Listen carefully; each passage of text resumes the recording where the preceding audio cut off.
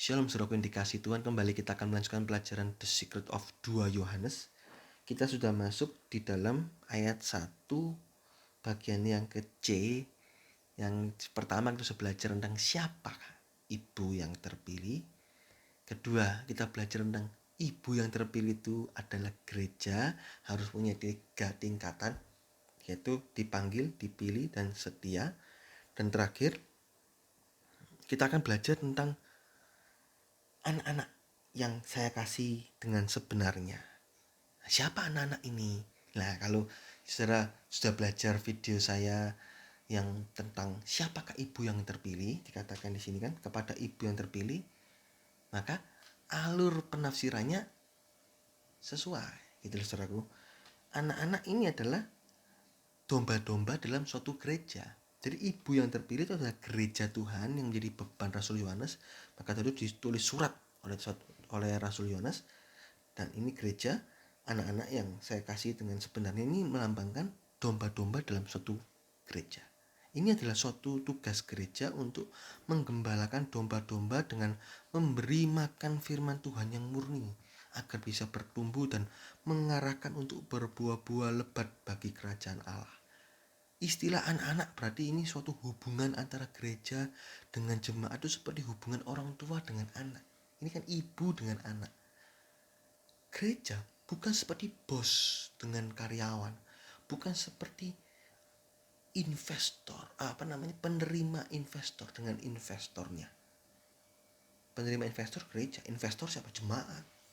Kalau seperti itu, saudaraku, repot diatur sama jemaat. Aku mau khotbah model ini, aku mau khotbah model itu, karena aku sudah bayar perpuluhan banyak.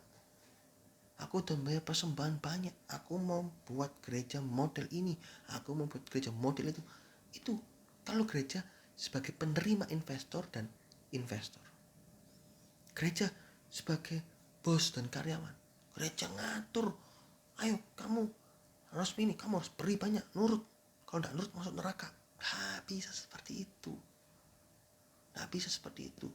Gereja itu yang benar. Perumpamannya adalah seperti orang tua dan anak. Ini ibu dengan anak.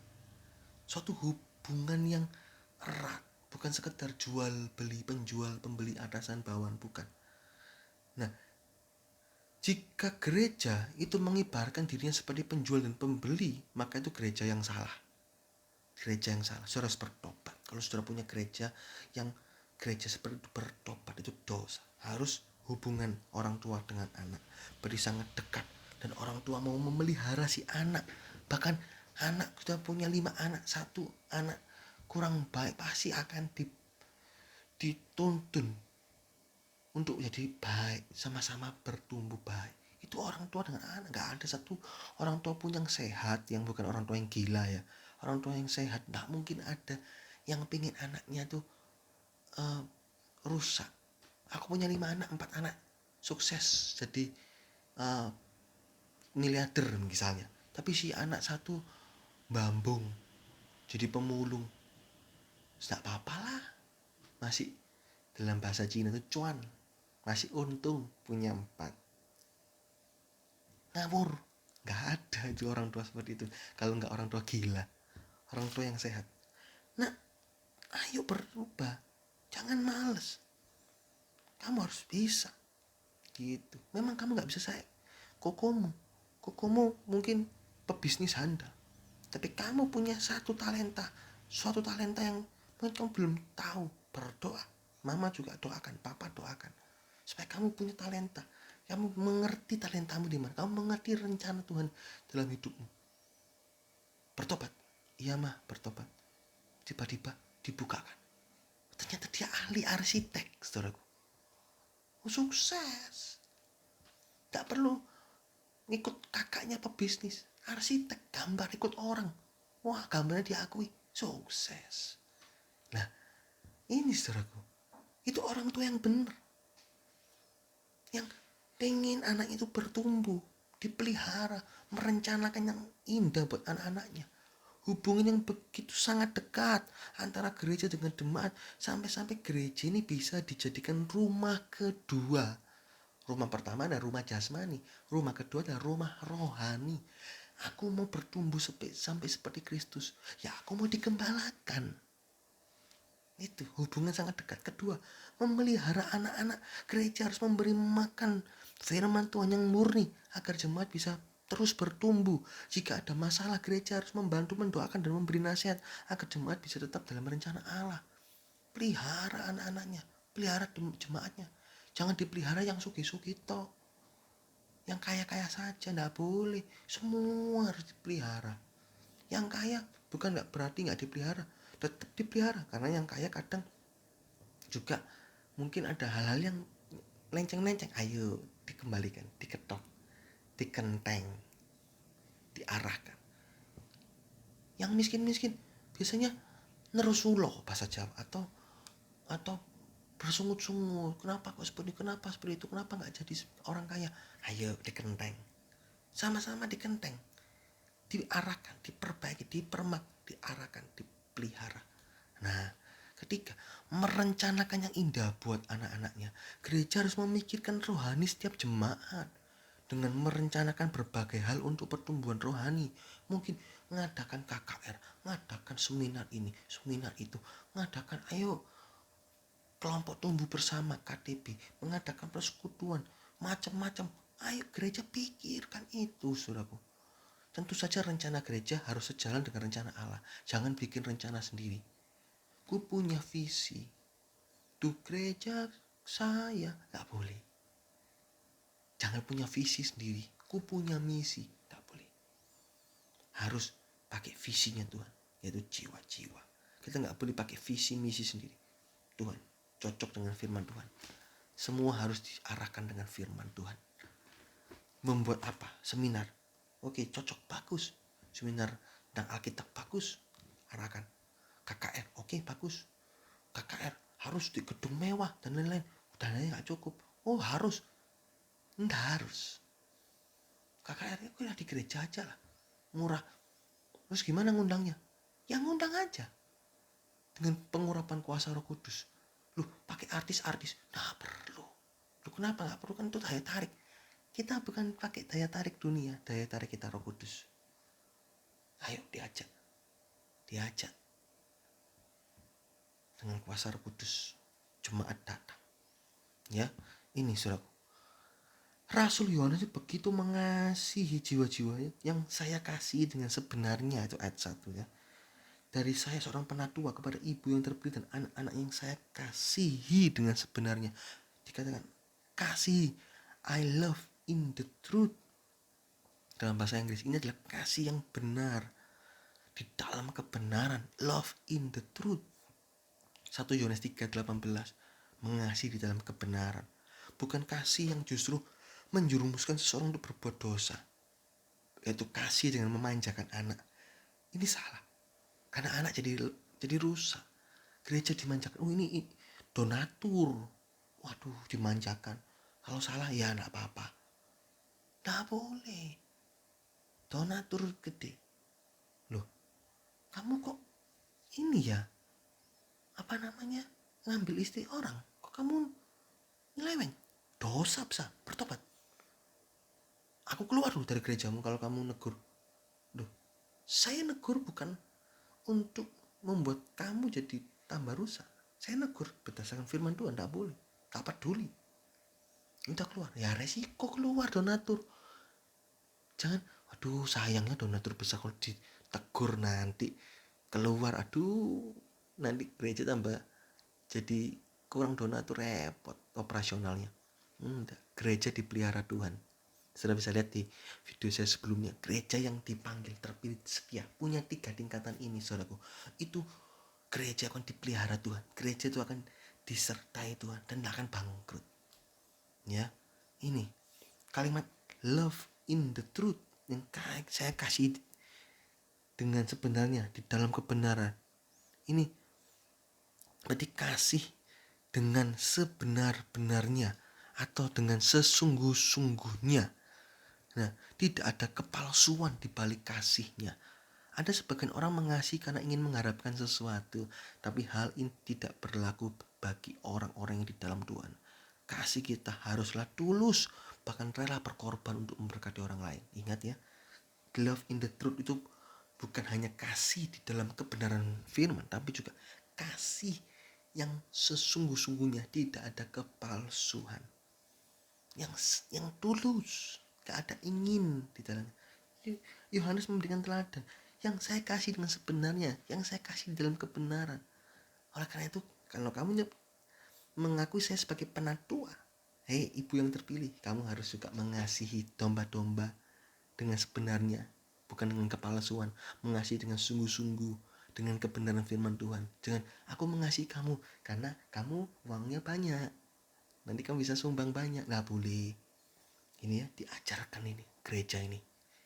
Yang saya kasih dengan sebenarnya, saya kasih dengan kebenaran. Kita juga sama. Ayo kita mengasihi seseorang dengan sebenar-benarnya, tidak ada kepalsuan, dengan tulus, dan mengasihi di dalam kebenaran. Kalau salah dosa ditegur, tapi kalau benar ya tetap terus bertumbuh bareng. Itu kasih, bukan hanya kalau benar dikasih, kalau salah tetap dikasih. Itu bukan kasih, itu menjerumuskan. Kasih yang benar, suci, tetap kasih. Kalau hidup dalam dosa, bukan tidak dikasih, tetapi ditegur, dinasihati. Itu ya. Dan dikatakan, dan bukan saya saja, melainkan juga semua orang yang telah mengenal kebenaran. Ini Yohanes menambahkan juga bahwa semua orang yang telah mengenal kebenaran juga akan mengasihi di dalam kebenaran.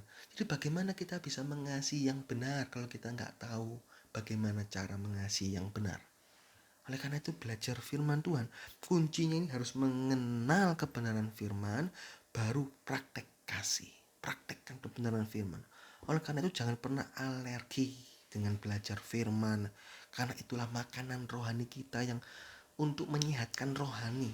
Matius 4 ayat yang keempat, membuat kita bisa berdiri teguh, tidak diombang-ambingkan oleh ajaran-ajaran yang menyesatkan. Efesus 4 ayat yang ke-14. Ini saudaraku, belajar sungguh-sungguh, belajar supaya bisa mengasihi di dalam kebenaran, mengasihi dengan ketulusan. Ya, ini sedikit benar firman Tuhan tentang 2 Yohanes ayat 1. Dari saya seorang penatua. Yohanes menyebut dirinya penatua. Ayo belajar taat sama orang yang menjadi pemimpin. Itu maknanya. Kepada ibu yang terpilih, gereja yang terpilih, dipanggil setia harus ya. Dan anak-anak yang saya kasih dengan sebenarnya, anak-anak siapa? Domba-domba. Jadi begitu dikasih oleh Rasul Yohanes dengan kasih yang benar dan kasih yang tulus.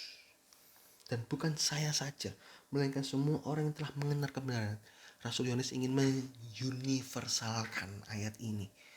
Semua orang mengenal kebenaran harus mengasihi jiwa-jiwa, mengasihi dengan benar, mengasihi dengan tulus.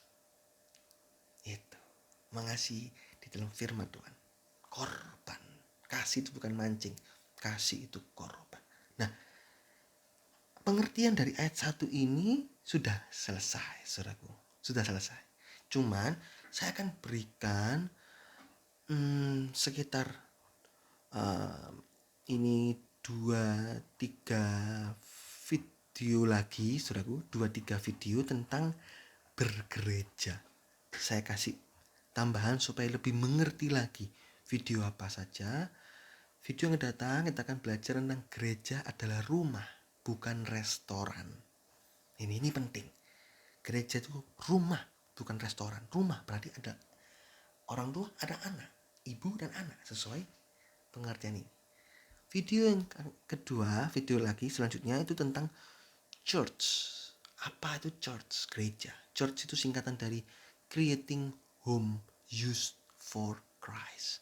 Itu gereja. Menciptakan rumah, home.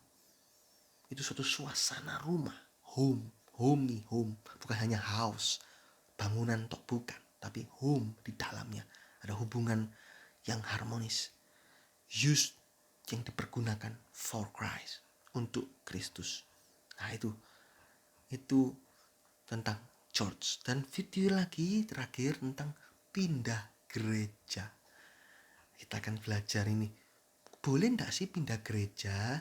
Nah ini, jadi di ayat 1 ini masih panjang ya saudaraku.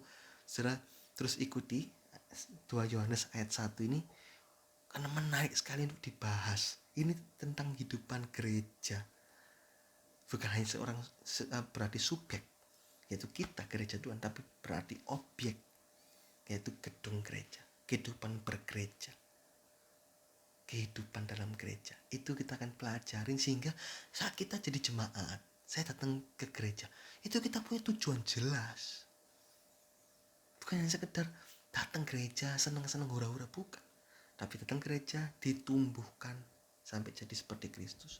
Demikian juga pengurus-pengurus, hamba-hamba Tuhan dalam suatu gereja, gembala sidang, bukannya buka gereja, tapi juga buka pintu sorga. Kenapa? Karena jemaat yang datang ke gereja dibimbing sampai masuk sorga, dengan sampai datang sampai tiba di sorga. Jangan aja masuk gereja, oke, punya tiket di sorga, tapi berjalan waktu tiketnya disobek, terhilang. Sayang. Masuk gereja harus masuk ke sorga. Jadi pastikan jemaat yang datang di gereja masuk ke sorga. Itu dari sisi pengurus-pengurus, gembala sidang, hamba-hamba Tuhan, penatua. Dari sisi jemaat belajar setia. Oke, ini tambahan video akan saya bagikan di video-video yang akan datang. Puji Tuhan, Tuhan Yesus memberkati.